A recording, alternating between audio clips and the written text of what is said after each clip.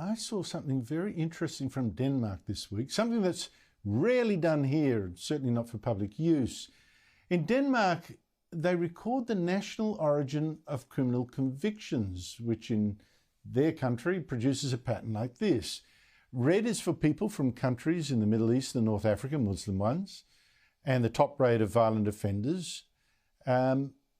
These are rates, remember, and these are not absolute numbers of offenders. And from the top, you will find it's people from Kuwait, Tunisia, Lebanon, Somalia, Jordan, a little bit further down, Morocco. They've got the highest rate of convictions for violent crime. And the rate of people born in Denmark, that's in black, 2/3 of the way down the list, right?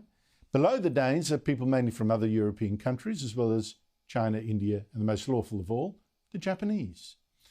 Joining me from London every Wednesday is Patrick Christys, star presenter at GB News. Patrick, great to see you. What I would find useful from that kind of list, if I were a politician or policeman, is that it raises important questions about systemic problems. Does this indicate, for instance, that people from certain parts of the world have trouble fitting in, cause a lot more crime than you think might be worth having them come in for? If so, it'd restrict immigration from them. Whereas people from other parts of the world, India, Japan, countries similar in culture to your own as well, in particular, it seems, let them come. But why aren't these truths, but maybe it's because of these truths, that is exactly why this kind of analysis is usually kept secret or not done at all. Yeah, absolutely. We need to know this. We have a right to know this as citizens of any country, especially when it comes to asylum seekers, by the way, because we are paying for a lot of these people. We have a right to know it and have it as part of our debate. The stats that you just showed there showed that native Danes were 42nd on the list of nationalities of people in their own country committing violent crimes.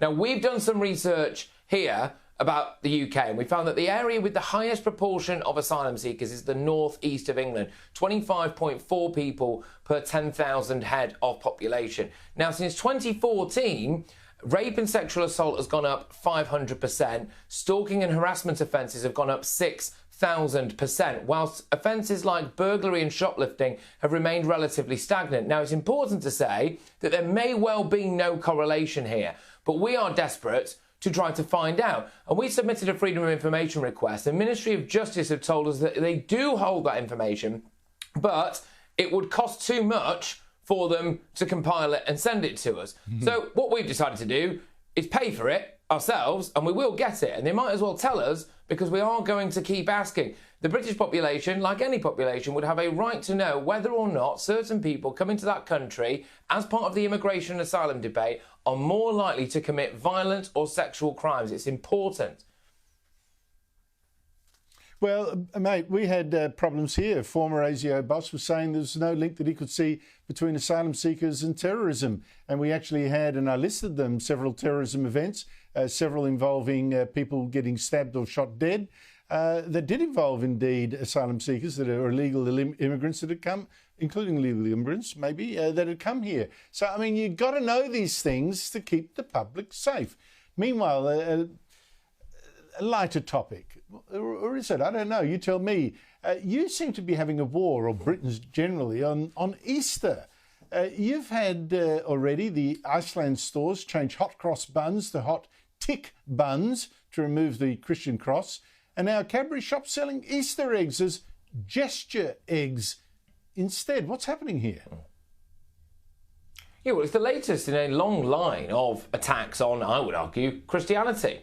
Because we've got these gesture eggs. How they've landed on that name, by the way, I don't know. Like you said, we've got hot tick buns. It goes further than that. Instead of Christmas markets, we've got, you know, winterval and winter festivals. Don't mention Christian holidays in case it offends other people. Meanwhile, though, we have excerpts from the Quran put on the departures board at one of our largest train stations during Ramadan. We have Ramadan lights everywhere. It does appear that the only religion that should not be named, like a kind of religious Voldemort, is Christianity.